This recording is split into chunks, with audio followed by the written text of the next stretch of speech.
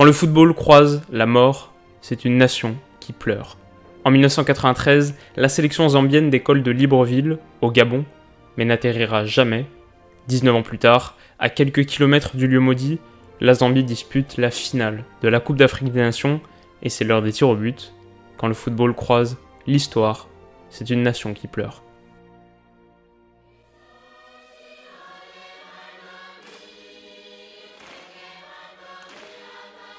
Yo les amis, j'espère que vous allez tous très bien et je suis très content de vous retrouver pour parler aujourd'hui d'un moment de football absolument exceptionnel. On est donc en 2012, en finale de la Coupe d'Afrique des Nations. La Zambie a réussi un parcours pour l'instant immaculé, écartant notamment le Sénégal en phase de groupe, avant de triompher du Soudan en quart et du Ghana en demi. Son secret, c'est une défense d'acier qui reste sur 3 matchs consécutifs sans encaisser de but et qui résistera également aux Ivoiriens. Incapable de tromper la vigilance de Kennedy Mwine, le capitaine ivoirien Didier Drogba rate même un penalty en seconde période. 0-0 au bout de 120 minutes, la Coupe d'Afrique des Nations se jouera donc au tir au but et la tension monte.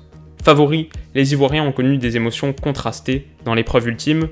En 92, ils s'adjugent leur premier titre continental face au Ghana en démontrant une force mentale surhumaine et la séance de tir au but irrespirable s'achève sur le score de 11-10. Mais en 2004, ils ont chuté contre l'Égypte et Drogba a raté sa tentative. En face, la Zambie flotte comme dans un rêve en redoutant le cauchemar. La sélection n'a jamais remporté de CAN, mais depuis les tribunes du stade d'Angondje et en observant ses joueurs, Kalusha Bwali n'y pense pas. Aujourd'hui, il est le président de la fédération zambienne. En 93, il était un membre de la sélection d'année.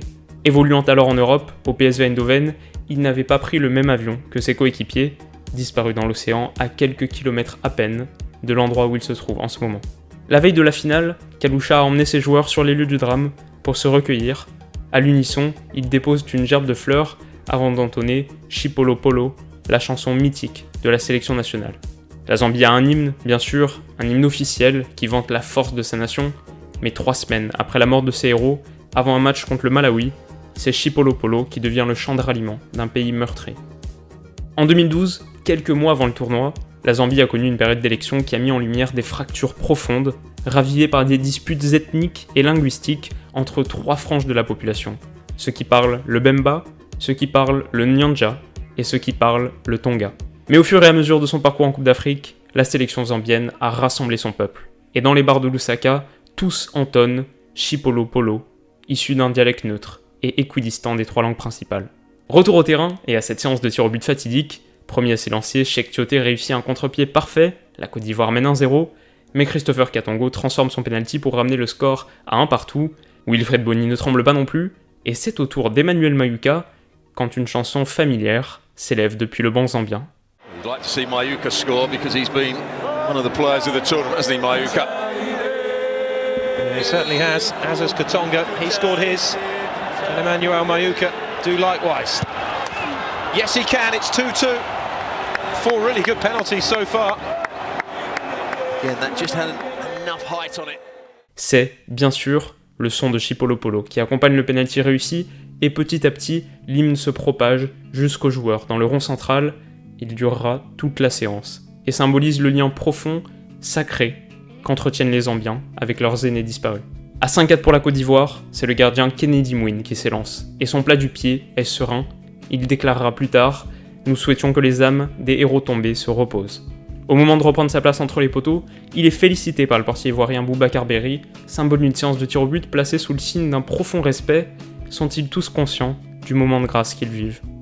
Quoi qu'il en soit, Chipolo Polo ne faiblit pas, et si les Ivoiriens continuent à réussir leur penalty, plaçant les Zambiens en situation de mort subite, Sinkala, d'un tir magistralement placé, puis Chisamba, très sereinement, ne tremble pas, 7 partout, et place désormais donc à ceux qui ne voulaient initialement pas tirer.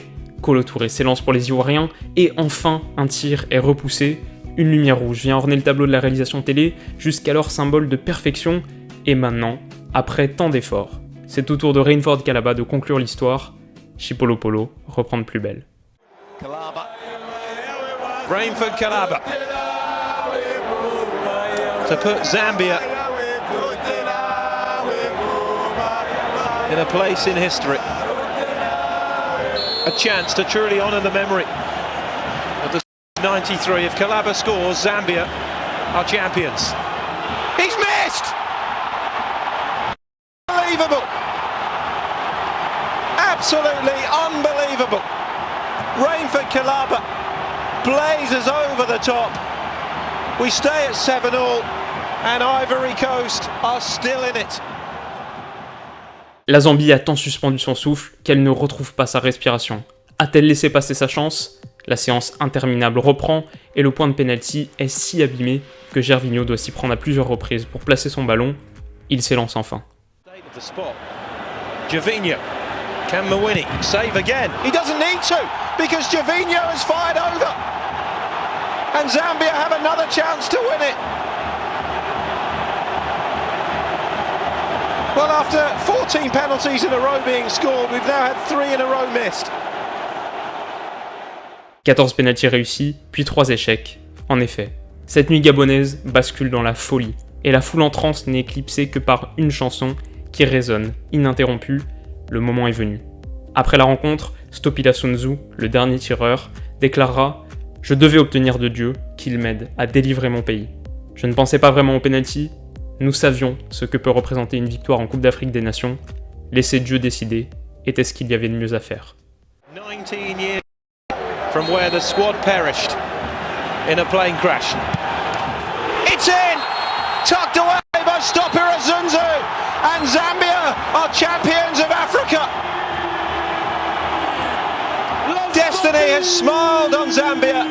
19 years on, at the scene of their greatest tragedy, has become the scene of their most wonderful success.